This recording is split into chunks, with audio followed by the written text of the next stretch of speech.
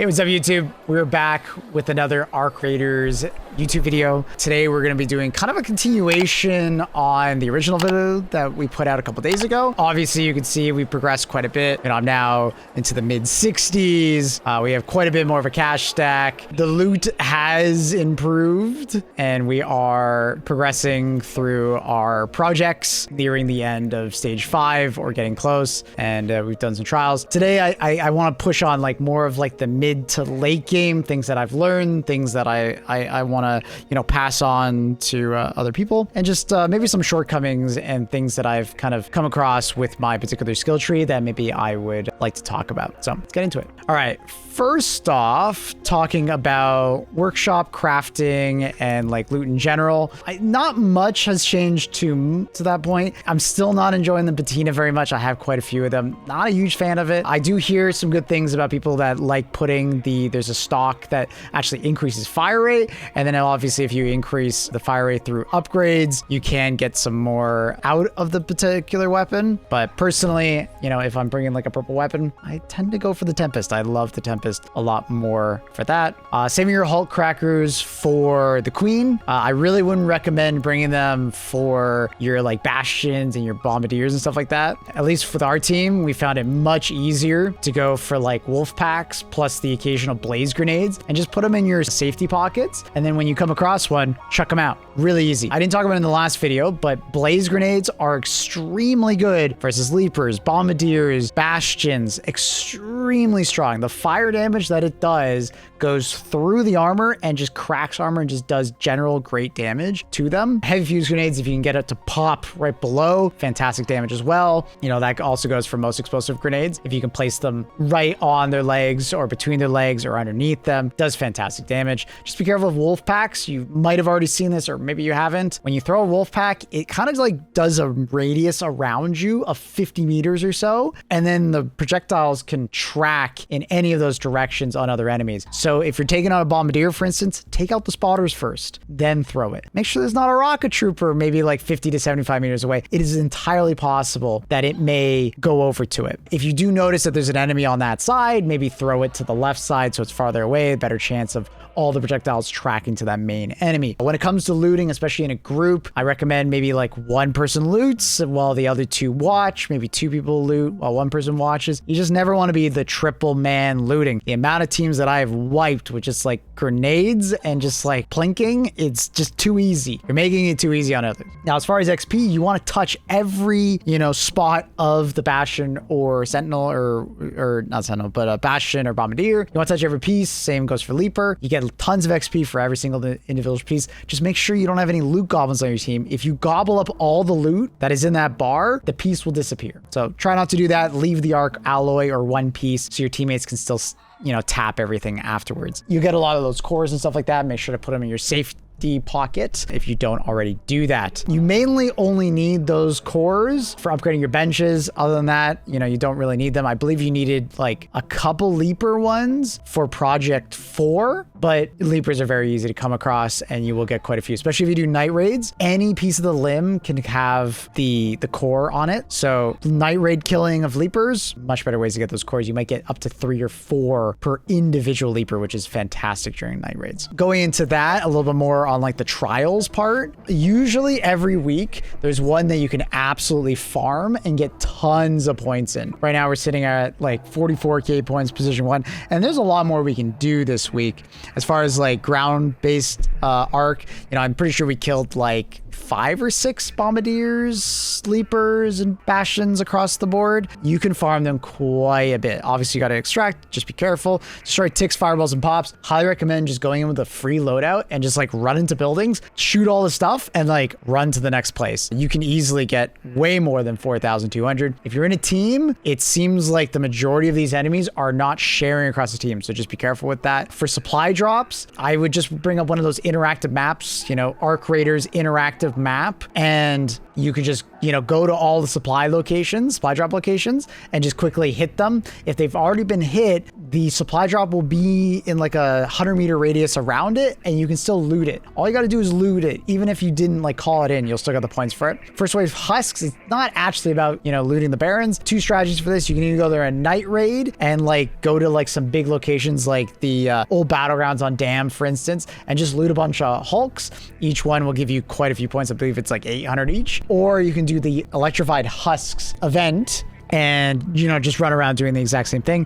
You don't need to get loot from it. All you got to do is tap it and just keep moving on. So if someone else has already grabbed it, that's okay. You can get your points from it. Damaging Hornets, for us, we just kind of like mopped around doing it at the same time as ground based and just killed any hordes we came across. But what you could do is go on a tall building, bring an Osprey and just shoot at them. That does work as well. And this one does work for team. So yeah, hopefully you guys have some good luck with that. For the project, some big items to look out for. Highly recommend looking out for some CPU fans. They're like cooling fans. You'll get them out of servers departure building on space. It's like the big red building on spaceport. There's like a room on the first floor that's like a small alcove. At night, there's like a ton of servers in there you can crack open. Pretty good chance. If you go to the second and third floor, there's going to be more, server racks and stuff like that you can get quite a few CPUs from. Another one is dehumidifiers, or I guess your humidifiers. You want 5 of those as well. Light bulbs, the green Tinker light bulbs. Hold on to 5 of those. So 5, 5, 5. It's a stack of each. It'll save you a bunch of time later with the expedition. As far as some other items, I said the Leaper cores earlier. Exodus Museos, you're going to need 1 of those, but it's actually pretty easy to get. You'll need an Exodus module, but it's like super easy, even if you don't have one on you. Hopefully you do, but if you don't, you just go to Celeste and you spend 55 Exodus modules. Super easy, and you'll fly through that. When it comes to the last one that we are currently on, and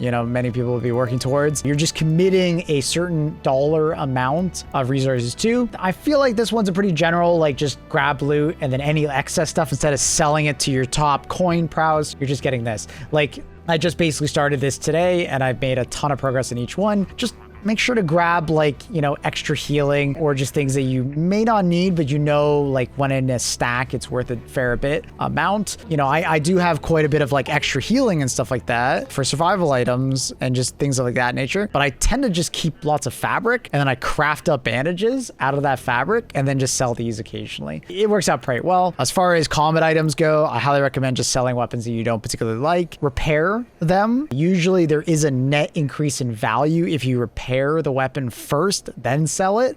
So if it's completely broken, just a heads up though, attachments that you have part of it, they'll get stripped, they'll be put into your stash, and then the weapon will be sold at the original value, right? So it might say 3,940 right here, but it's actually going to sell for less than that, or contribute less, because once you contribute it, it will take the attachments off, put them in your stash, and but obviously you can commit them afterwards. The attachments are right there, so you can commit them afterwards if you so desire. Also, another little big one here is you can sell seeds as the provisions one. They are worth quite a bit. Seeds are an amazing stack in general in this game. So if you've ever come across seeds, just like pick them up and use them, or just like keep stacking them, because when you get out of a raid, they can be worth a lot and they don't weigh much. So that's really nice. And they sell for quite a bit on the provisions, and you can use them for other materials, right? So as a general currency, it's kind of like the dollar cash of this game when in game, but maybe many of you already know that. As far as skill tree, obviously we've gone through the red tree. I was going to tell you an update on the security breach. It's amazing. I'm sure you've already seen videos about it. It's amazing, especially at night raids or in key rooms in particular. Super good. It's almost a guaranteed to get a purple item in a night raid if you open one of these. It's really high.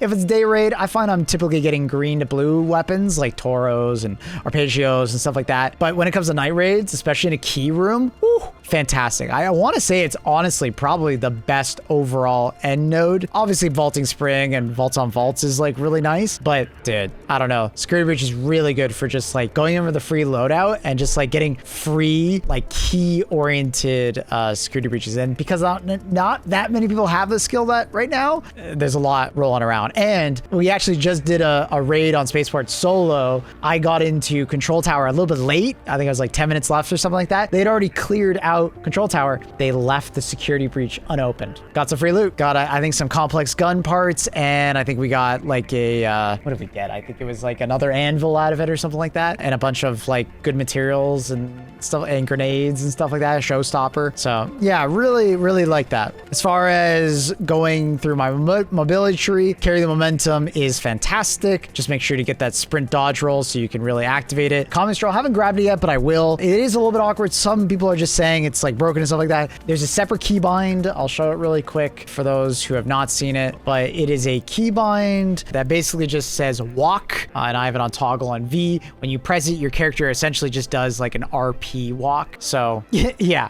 and when you're RP walking, you're essentially getting the stamina regen that you would get if you were, let's say, standing still. So it is a net positive. You just need to make sure you're doing it, right? For 1 point, I do think it's quite powerful, and I will be grabbing it pretty soon here. I've just been really liking going through the green tree so far. Grabbing fight or flight, I actually really like it. It's been fantastic for like those like scary situations where you're like, you know, running through a field and, you know, you have half stamina and, you know, you get shot. You get a nice like bump in stamina, you know, very useful. Going for pry. We'll eventually grab both of these nodes, grab a couple in used to the weight. Obviously going for loaded arms. This one is amazing because what it does is it reduces the weight of your equipped weapons basically down to like 1 kilo, which is sick, or at least that's the way it used to work, and I'm assuming it still does. Really good, really good. And then obviously down but not out. Takes longer before you collapse. Fantastic for those team fights and just in general getting into the elevator when you've died to a rocketeer. It's happened to everybody.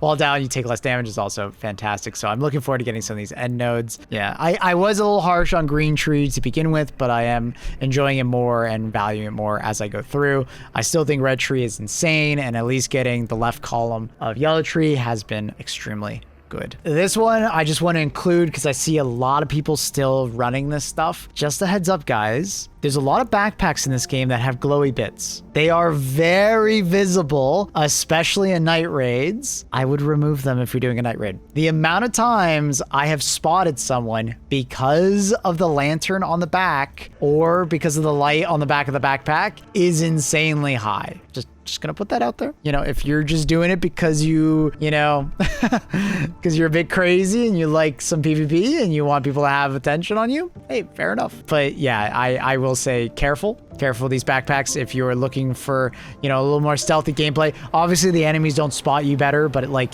you know, your PvP enemies, yeah, they're spotting you. They're absolutely spotting you. But yeah, absolutely loving this game. Just can't wait to keep playing. Looking forward to Stella Monta, you know, Montis showing up later. We'll be killing the queen in the next couple days. Me and my friends have been focusing on other stuff. Now we're going to be focused on the queen. Looking forward to giving reviews over the legendary weapons and talking about strategies, but over queen. But I'm basically just saving all my hull crackers for them. Like I said at the very beginning of the video, don't use the hull crackers on like just regular enemies. I don't recommend it. There's so many like ways to kill them, and if you get lucky enough to make wolf packs are actually really easy to craft. Explosive compound and sensors are really easy to find, honestly, especially if you just keep a mindset of just trying to find them and like occasionally craft them. You know, 1 wolf pack per like leaper or rocketeer is more than enough, and then maybe, you know, a couple gunshots here and there from a heavy weapon. And then for like the bigger enemies like a bastion and stuff like that, 1 wolf pack plus 1 blaze grenade usually kills them. It's just extremely strong, unless it like splits off, obviously. But yeah, dude, super good. And for people like wondering like where these blueprints are coming from, it seems very random at the moment, but I will say sometimes it doesn't. Like from gun crates, typically you find guns and stuff like that. I'm not exactly sure where. I do find the knapsacks for raiders that you sometimes find in lootable locations will have a pretty high likelihood of finding blueprints. Not exactly sure if that's like guaranteed or anything. Raider caches also seem to have a pretty high likelihood of finding blueprints in them, but I'm not exactly sure if it's something that is like deterministic yet. More needs to be determined there. Some general PvP tips I'm seeing in chat from Bob, friend of mine. Ammo boxes. Yeah, a lot of times you just find ammo, but you do find a good deal of blueprints in them, pretty surprisingly. And night raids, obviously, will be a better way to find blueprints. General PvP tip for those that are out there, you know, starting to get more into like PvP: traps. Traps, breaches, walls. They are extremely good, especially the jolt mine plus explosive mine combo. Literally put it at the foot of the doorway. They open up the doorway, it triggers, and if you put the explosive mine right next to it, jolt mine activates, explosive mine activates. We literally like had a crazy fight in the JRK building, the space travel building in Buried City at night. Today we had like 10 plus kills, and it was just like a lot of like people coming in while we were fighting, and just being able to like lay down some traps for people that are pushing behind us really helped. Or if you're playing solo and, you know, going up for those like security doors and stuff like that, like for the key card doors, they can really help you play a little safer, and it does help. You know, I highly recommend it. So if you ever see any like around, just pick them up, put them down occasionally, especially when you're holding up, and you can disarm them. Your team won't activate them. Just be careful. I wasted 3 jolt mines today because I put them down too early, and one tick managed to run around and activate them all. Be careful with that. Make sure there's no PvE around when you place them. It was painful. It was painful. But anyways, let me know in the comments down below if you have any questions. I have been streaming all my gameplay over on Twitch or on YouTube on my secondary channel, Maplewood_TV on YouTube, or on Twitch for my live streams. Obviously, you're watching this on the VOD channel. Hi, consider leaving a comment down below, like I said, for any questions, and also leave a sub and join the Discord if you want to have a conversation or you have any questions as well. Much love, YouTube. Peace out. Thank you for watching. Like, comment, subscribe. Peace.